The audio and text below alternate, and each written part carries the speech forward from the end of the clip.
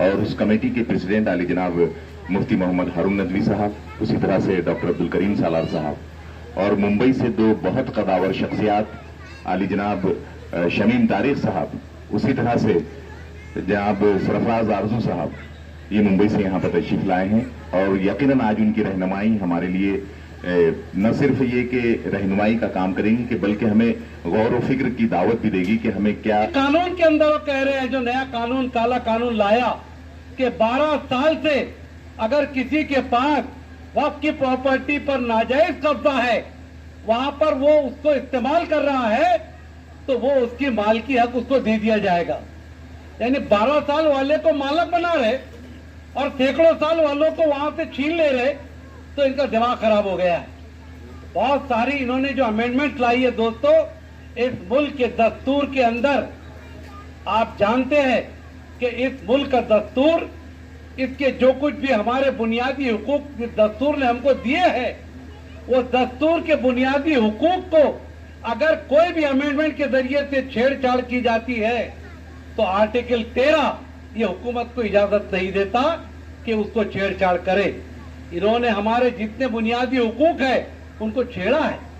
बुनियादी हुकूक में क्या है? इस मुल्क के दस्तूर के हिसाब से हमारे हिंदू भाई अपने जैन मंदिर ट्रस्ट चलाएंगे, उसके अंदर कोई गैर हिंदू नहीं होगा। हमारे सिख भाई अपने गुरुद्वारा प्रतिबंधक चलाएंगे, उसमें कोई गैर सिख नहीं होगा। हमारे जैन भाई अपने जैन मंदिर चलाएंगे, उसमें कोई गैर जैन नहीं होगा। हमारे क्रिश्चियन भाई चर्च के वोट चलाएंगे, उसमें कोई गैर क्रिश्चियन नहीं होगा। ये मुल्क का कानून कहता है, लेकिन औकाफ में उन्होंने कहा कि 2 गैर भाइयों को हम देंगे। जो 11 मेंबर होते हैं उनका अपॉइंटमेंट हम करेंगे। जो सीओ मुस्लिम होता था, तो सीओ मुस्लिम का होना जरूरी नहीं है, अब गैर मुस्लिम को भी देंगे। जबकि कानून ये कहता है हिंदू बोर्ड के अंदर, मंदिर बोर्ड के अंदर हिंदू समाज का ही सीओ रहेगा, क्रिश्चियन बोर्ड के अंदर क्रिश्चियन समाज का ही सीओ रहेगा। जो कोई सिख प्रतिबंधक मंडल है उसके अंदर भी सिख ही रहेगा। लेकिन इन्होंने यहाँ पर दस्तूर का उल्लंघन किया, इसलिए सुप्रीम कोर्ट के अंदर इसको चैलेंज किया गया है और सुप्रीम कोर्ट ने रोक के रखा है। मामला सुप्रीम कोर्ट में है दोस्तों, लेकिन हमको जमीन की लड़ाई लड़कर इस हुकूमत के सामने ये बात पेश करनी है कि तुम अपनी मर्जी से कोई भी कानून थोपने की कोशिश करेंगे, हम उसको बर्दाश्त नहीं करेंगे। हम यहाँ पर आपको समझाने के लिए आए। आज हम आपको मोर्चा निकालने का नहीं बोल रहे, आज हम आपको जेल भरो आंदोलन नहीं कर रहे हैं। हम आपसे कहने आए कि पहले समझ लीजिए, बदकिस्मती से आम लोगों को ये वक्त क्या आया है, तरमीम क्या हुई है, इसकी पूरी मालूमात उतनी नहीं है जितनी होना चाहिए। लिहाजा हम आपके जहन में पहले मालूमात दे रहे हैं और हुकूमत को बता रहे हैं कि अगर तुमने कानून वापस नहीं लिया, वक्त अगर पड़ा, तो शाहू नगर का एक एक बच्चा जेल भरो आंदोलन के अंदर हटने से पीछे नहीं हटेगा। अपनी जान हथेली पे लेकर हम इस काले कानून के खिलाफ आवाज उठाएंगे। ये हम निर्भय करने के लिए, निर्भय लेने के लिए आपके पास में आए दोस्तों। अजीब कानून इन्होंने बना के रखा है, ये कानून मजाक है, इस कानून को कमजोर किया जा रहा है। कोई जरूरत नहीं थी कानून लाने की। पहले अगर मुतवल्लियान, वो हरामखोर मुतवल्लियान जो अल्लाह की प्रॉपर्टी खा के बेच रहे थे, जो अपने पेट में आग डाल रहे थे, उनके खिलाफ कड़क कानून मौजूद था। पहले कानून के तहत उसके अंदर उनको नॉन बेलेबल ऑफेंस यानी गैर जमानती गुनाह था, इन्होंने उसको जमानती गुनाह कर दिया, यानी अब उसको बेलेबल ऑफेंस कर दिया। जो इनकम थी उसको बढ़ाने की बजाय 7% के 5% कर दिया। ये कौन सा पक्का कानून है? ये कोई ऐसा कानून नहीं है जिसके अंदर के कोई मजबूती आई हो, बल्कि इन्होंने तो हमको यहाँ से एक तरीके से सुरंग लगाकर जो हमारी प्रॉपर्टियां है, इस जो दूसरे मज़ाहिब के लिए नहीं है तो वो हमारे लिए क्यों है? तो ये बहुत से सवालात हैं और इसकी कितनी दफात हैं दस्तूर की रूह के खिलाफ, फंडामेंटल राइट्स के खिलाफ, बुनियादी हुकूक के खिलाफ हैं और हम उसको जानते नहीं हैं। हमारे वकला, हमारे कानूनदां, हमारे मुअज़्ज़िज़ीन बड़ा मुताला कर रहे हैं और इसमें हर मज़ाहिब के लोग शामिल हैं जो पढ़े लिखे हैं, इस चीज़ को समझते हैं। वो बोल रहे हैं पार्लियामेंट के अंदर, सुप्रीम कोर्ट के अंदर जो बहसें हुई हैं वो हमारी आंख खोल देने के लिए काफ़ी हैं। हम आपसे सिर्फ 2 दरख्वास्त कर रहे हैं। कि इस मसले को पूरी समझबूझ के साथ पेश कीजिए, इसके खिलाफ अपनी राय दीजिए और ये देखिए कि आपके स्टेज से कोई ऐसा शख्स कोई ऐसी बात ना कहे कि आपका जायज हक, आपकी जायज जद्दोजहद, दस्तूरी जद्दोजहद गैर दस्तूरी जद्दोजहद तस्लीम की जाए, उस पर किसी किस्म का इल्ज़ाम आए। ये उन्हीं के छोड़े हुए लोग हैं जो आगे ऐसी बातों में आपको भड़काने और उलझाने की कोशिश करेंगे जिससे उनको फायदा हो। आप इनसे बचिए और अपने बुनियादी हुकूक को, कि कोई जगह अगर वक्फ हुई तो वाक़िफ़ का मंशा क्या था, शरीयत ने उसका क्या हक दिया है, क्या हम उसमें तब्दीली कर सकते, नहीं कर सकते। दूसरी बात यह है कि वक्फ बाई यूज़र, यानी जिसका कागज़ पत्तर तो हमारे पास नहीं है, जब रजिस्ट्रेशन का कानून आया है उससे पहले से अगर हम किसी जगह नमाज पढ़ रहे हैं तो वो ईदगाह है, वो मस्जिद है, उसके कैसे दस्तावेज मांगी जा सकती है। तो ऐसे बहुत सी चीज़ें हैं, जब तक सुप्रीम कोर्ट का फैसला नहीं आता हम कुछ कह नहीं सकते। लेकिन जो हमारे खदशात हैं, जो हमारी मुश्किलात हैं, जो हमारी तकालीफ है, उसको हम तो बयान करेंगे और बयान करते करते करते ये कहने पर भी मजबूर होंगे कि कस्दन ऐसा कानून लाया गया है जो हमें हमारे हक से, मजहबी हक से, बुनियादी हक से, इंसानी हक से, दस्तूरी हक से महरूम करने के मकसद से लाया गया है। हम इससे निजात चाहते हैं, अल्लाह से भी दुआ चाहते हैं, मांग रहे हैं, आपसे भी हम चाहते हैं कि आपका ज़मीर बेदार हो, आपका जहन बेदार हो, आप इसकी तवज्जो करें और किसी ऐसे शख्स को अपने स्टेज पर मत आने दीजिए जो उल जलूल बातें करके सियासी फायदा उठाने की कोशिश लेने की बात थी। हम उसको जो है रीगरस इम्प्रिजनमेंट नहीं देते, उसको जो है नॉर्मल इम्प्रिजनमेंट की सज़ा जो है कबूल हमको। आप वक्फ बोर्ड में 10 लोग नामजद कर रहे हैं, उसमें से 5 आप नॉन मुस्लिम्स को भी मंजूर कर लिए, वो भी हमको कबूल। आप जो 12 साल के का जो कानून है, लिमिटेशन एक्ट है, उसको भी अगर आप ख़त्म कर रहे हैं हमको वो भी कबूल। लेकिन ये कि हमारी मस्जिदों को, हमारे कब्रस्तानों को और हमारी इबादत गाहों को आप जो है गैर कानूनी करार देके, अनरजिस्टर्ड करार देके आपसे उनको छीन लिया जाए। ये आपको मालूम है कि हमारे ईदगाहें जो हैं, कब्रस्तान तो खैर आबाद हैं, मसाजिद आबाद हैं, ईदगाहें जो हैं वो तो साल में 1 या 2 बार ही इस्तेमाल होती है ना। और बड़े बड़े शहरों में प्राइम लोकेशंस पर ईदगाहें मौजूद हैं। ये तमाम ईदगाहें जो हैं आज इनके सर पर जो है तलवार लटक रही है। कल को जो है यहाँ पे शॉपिंग कॉम्प्लेक्स बन जाएंगे, कल को यहाँ पर मार्केट्स बन जाएंगे, कल को सरकार जो है ये ज़मीनें जो है किसी और को अलॉट कर देगी। क्यों? क्योंकि आपके पास उसके पेपर्स नहीं है, रजिस्ट्रेशन नहीं है आपके पास। और ये इस नए कानून में जो गुंजाइश रखी गई है कि इन तमाम चीज़ों को जो है कानूनी तौर पर जो है हथिया लिया जाएगा, इसका पहला नमूना जो है वो परसों सामने आया है। औकाफ की जायदादों का जैसा जिक्र किया करीम सालार साहब ने कि डिजिटाइजेशन हो चुका है, उसके बाद नए सिरे से डिजिटाइजेशन की ज़रूरत क्या है। औकाफ की जायदादों का एक पोर्टल है, वामसी कहलाता है, वक्फ प्रॉपर्टीज़ वगैरह का जो है सेंट्रल गवर्नमेंट ही चलाती है। वो पोर्टल पर जो है जो अनरजिस्टर्ड जायदादें हैं उन तमाम को जो है यकसर जो है डिलीट किया जा रहा है। यानी वो जायदादें जो हैं अब वो आपको लिस्ट में भी नज़र नहीं आएंगी, और लिस्ट में नज़र नहीं आएंगी तो आपका दावा तो खुद ब खुद ख़त्म हो गया। तो सुप्रीम कोर्ट में फैसला नहीं हुआ है, अभी भी जो है रोक के रखा गया है, अब भी जो है बहसों की गुंजाइशें हैं, नए नए इंटरवीनर्स जो हैं केस में दाखिल हो रहे हैं। उसके बावजूद भी जो है सरकार जो है खामोशी के साथ इस बेईमानी पर जो है आमादा है।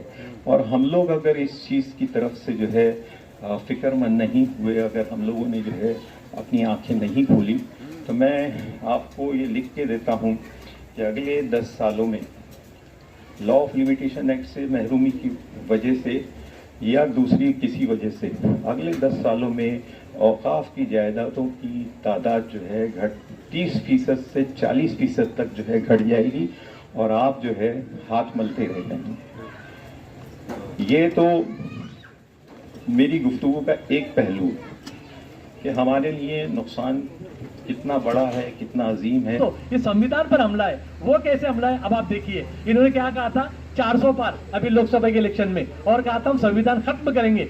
तो तमाम भारतवर्ष के लोगों ने इन्हें क्या किया, 400 के अंदर ही लपेट दिया। अब ये घबरा गए, अगर हम डायरेक्ट संविधान पे हमला अगर करते हैं तो ये भारत के लोग हमें छोड़ेंगे नहीं।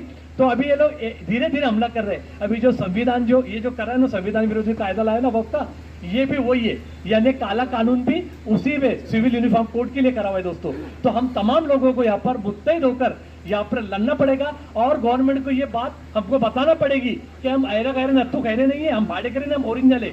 जहां वाले जिनसे परेशान रहे हैं, जहां वाले जिनसे परेशान रहे हैं, वो मरहले हम पे बड़े आसा रहे हैं। जालिम हुकूमत कभी हमसे भी ले मशवरे, जालिम हुकूमत कभी हमसे भी ले मशवरे, हम भी कभी इस मुल्क के सुल्तान रहे। और दोस्तों जैसा कि अभी कायदा तो बन गया है, इससे नाउमीद होने की जरूरत नहीं है, डरने की जरूरत नहीं है, हमें इसका मुकाबला करना पड़ेगा, मुद्दे होकर लड़ना पड़ेगा। लड़ाई का तरीका अगर सही रहा इंशाल्लाह दिन तो हम जीत सकते, फतेहाब हो सकते। अभी आप जो यहाँ पर जो बुजुर्ग हजरात बैठे हुए, आप लोगों को पता होगा कि महामहिम इंदिरा गांधी प्राइम मिनिस्टर थी, उन्होंने नसबंदी का यहाँ पर एक कायदा लाया था। बुजुर्ग हजरात को पता होगा, नसबंदी का जब उन्होंने यहाँ पर कायदा लाया सब लोग घबरा गए, इंदिरा गांधी आर्यन लेडी, हम कैसे उसका एहतजाज विरोध करें। तो दोस्तों बुजुर्ग कुर्बान जाइए, बरेली शरीफ के मेरे दादा पीर हुजूर मुफ्ती आजमीन अली रहमान ने फतवा दिया कि आपने जो नसबंदी का ये कायदा लाया है, ये पास किया है, हम मुसलमान इसको नहीं मानेंगे, हमारी शरीयत हमारा दीन इसकी इजाजत नहीं देती, ये इस्लाम में हराम है, हराम है, हराम है। आपने फतवा दे दिया, परेशान होगी गवर्नमेंट, आपको पहले लालूच दिया गया, डराया गया, आप बिल्कुल नहीं डरे। फिर जब गवर्नमेंट के लिए वहां पकड़ने के लिए पहुंचे तो आपने इनको चैलेंज किया कि अगर मैं सही हूं और मैं हक पर हूं और मेरे संवैधानिक अधिकार के इस्तेमाल करके मैंने फतवा दिया हुआ है तो मैं ये पीछे नहीं लूंगा, मेरा फतवा नहीं बदलेगा, लेकिन आपकी गवर्नमेंट बदल जाएगी। इस बात के मेरे पीरो मुर्शिद हुजूर मुफ्ती मुजीब अशरफ, तभी कोर्ट ने इसका संज्ञान लिया और कोर्ट में ये केस चल रहा है। और दोनों बाजू के फरीकाइन का स्टेटमेंट लेने के बाद में उन्होंने डिसीजन पेंडिंग रखा है, डिसीजन कुछ उन्होंने दिया नहीं। अभी महमूदुर रहमान कमेटी का जिक्र हुआ, सच्चर कमेटी का, उसमें ये डिक्लेयर है मेंबर साहब कि 30% वक्फ की जमीन पे गवर्नमेंट ऑफ इंडिया का कब्जा है। ये यूपीए गवर्नमेंट के टाइम में बनी हुई सच्चर रिपोर्ट है। तो 30% जो वक्फ की जायदाद है उस पर गवर्नमेंट का कब्जा है। तो उनके जो इरादे हैं वो नापाक इरादे हैं। और मेन क्या है, हमको तो कोई प्रॉपर्टी से लेना देना था ही नहीं, और बहुत सारे लोगों को तो मालूम भी नहीं रहता कि कितने एकड़ जमीन है, क्या नहीं है। मेरा एक दोस्त है अंतुरली का, विनोद तराड़, उसका यहाँ दुकान है बीजे मार्केट में। तो एक बार मेरे को 3-4 साल पहले बोलने लगा, वक्त अचानक जहन में बात आ गई कि मेरे बांध को लग के खेत है और मैं ही करता। जब मैंने उतारे निकाला तो किसी मुसलमान के नाम पे निकला, और जब मैं उसकी डिटेल में गया तो उसने वक्फ कर दिया हुआ था बोले कि, यानी उसका कोई वाली नहीं है, और जिसने वक्फ किया वो कब का इस दुनिया से चला गया। पर वक्फ जो है ऐसी इबादत है कि जो मरने के बाद में भी उसका सवाब जारी और सारी रहता है।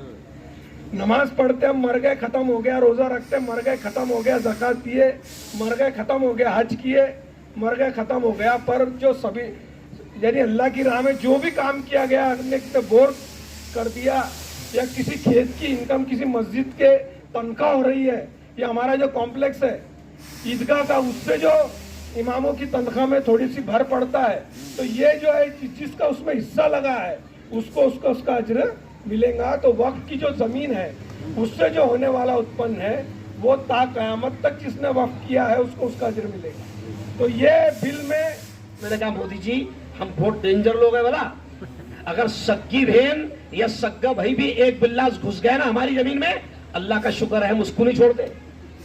बोलो है कि नहीं इतने बस्ता आपको? अरे बोलो ना भाई, शर्म सग्गे भाई को नहीं छोड़ते, सग्गी बहन को नहीं छोड़ते। तो मैंने कहा मोदी जी अल्लाह मियां की इतनी जमीन हम तुम्हारे हलक में जाने देंगे क्या? अरे बोलो नहीं, जाने नहीं देंगे, हम लड़ेंगे। और अभी सुन लो आखिरी बात, अभी उलमा कह रहे हैं कि जुमा के दिन काली पट्टियां बांधो, ये एहतजाज का आंदोलन का एक तरीका है, कर रहे हैं। अभी उलमा कह रहे जल्द से करो, लोगों को जाके समझाओ, क्योंकि एजाज भाई मुसलमानों को नहीं मालूम था कि वक़्फ़ का मसला क्या है क्या? तो अभी उलमा ने कहा कि मुसलमानों को समझाओ, लेकिन अब हुकूमत से कह रहे और मुसलमानों को भी समझा रहे कि मुसलमानों, अगर कल हमारे उलमाए किराम आवाज दे कि अपने बच्चों के साथ में जेल भरो आंदोलन करना है, जेल में जाना है, तो दोनों हाथ उठाकर बताओ कि जाएंगे कि नहीं जाएंगे? इंशाअल्लाह जरूर जाएंगे। और ये पैगाम मैं मोदी जी को दे रहा हूं कि मोदी जी, अगर हमारे धर्म गुरुओं ने और इमामों ने बोल दिया कि बच्चों को लेकर जेल में आओ, तो हमारे सिर्फ एक दो नहीं रहते। अरे बोलो ना। हाँ, बहुत महंगा पड़ेगा मोदी जी, इसलिए भावने चाले मत करो। अभी हम इंसानियत से लड़ रहे हैं और ये काला कानून संविधान के खिलाफ है। अमित शाह ने जब कहा पार्लियामेंट में कि ये कानून हमने बनाया है, तुमको मानना पड़ेगा, तो उस वक्त हमने भी चिल्लाकर कहा कि अमित शाह साहब सुनो, अगर तुम मेजोरिटी और बहुमत के बलबूते पर कोई कानून बनाओगे, अगर वो संविधान के खिलाफ है, तो उस कानून को हम तुम्हारे मुंह पर फेंक कर मारेंगे। नहीं मानेंगे, नहीं मानेंगे उस कानून को, क्योंकि हमारे ये देश का संविधान वो सर्वोच्च है। देश चलता है संविधान के तहत। अमित शाह के चलाने से, नरेंद्र मोदी के इशारे पे देश नहीं चलेगा। नरेंद्र मोदी और बीजेपी और पूरे पार्लियामेंट में बैठने वाले बहुमत के साथ में अगर कोई कानून संविधान के खिलाफ पास करेंगे, हम उसको ठुकराएंगे। और ये जो काला कानून है, ये संविधान के खिलाफ है, इसलिए हम इसको, अरे बोलो, नहीं मानेंगे। और आखिरी बात समझ लो, आखिरी बात समझ लो कि ये जो शरारती कर रहे हैं, मैं तो पॉजिटिव भी कहता हूं मौलाना, कभी कभी शुक्रिया भी अदा करता हूं, मोदी जी का शुक्रिया भी अदा कर रहा हूं मैं, क्योंकि अगर वो बदमाशी नहीं करते ना, तो हम लोग भी पता नहीं चलता था कि कितनी जमीन है। नहीं समझा? तो ऐसा अच्छा भी सोचना कभी कभी। क्यों? मोदी जी ने वो क्या बोलते हैं उसको, तलाक का मसला नहीं मालूम था, समझे आप? 2 साल पहले इन्होंने तलाक के मसले में 3 साल पहले गड़बड़ करे, तो मैंने कहा देखो उन्होंने गड़बड़ करे, हमको पता चल गया। नहीं तो पहले कहता मुसलमान क्या कहता था, मुफ्ती साहब मैं बहुत नशे में था ना, हो तो नशे में भी तलाक हो जाती क्या? नहीं समझे आप? हो जाती क्या ऐसा? तो हमने बोले भैया नशे में तो होती ना, क्योंकि तूने नशे में माँ को तलाक दिया गया। नहीं समझा? बहन को बोला गया नहीं, बराबर इतना कैसा नशा उतरेल था कि बीवी को बोलना तलाक, तो नशे में भी होती। कभी कभी आदमी कहता था मुफ्ती साहब बहुत गुस्से में था मैं, एकदम टेंशन में था, टेंशन में दे दिया मैंने, तो क्या गुस्से में तलाक होती? तो मुफ्ती कहता उससे बेटा प्यार में कब हुई रे, कि तुम बहुत खुश थे, एकदम मस्त गुजरात स्वीट पर गए, तुमने रसगुल्ले लिए, गुलाब जामुन लिए, उसके बाद में फिर दोनों मियां बीवी गार्डन में गए, गार्डन में तूने बीवी को एकदम खुशी खुशी में झूले में बैठाया और झूला देते थे बोला तलाक। तलाक। तो मसले मोदी जी जो छेड़खानी कर रहे हैं, तो मसले अपनों को भी पता चल रहे।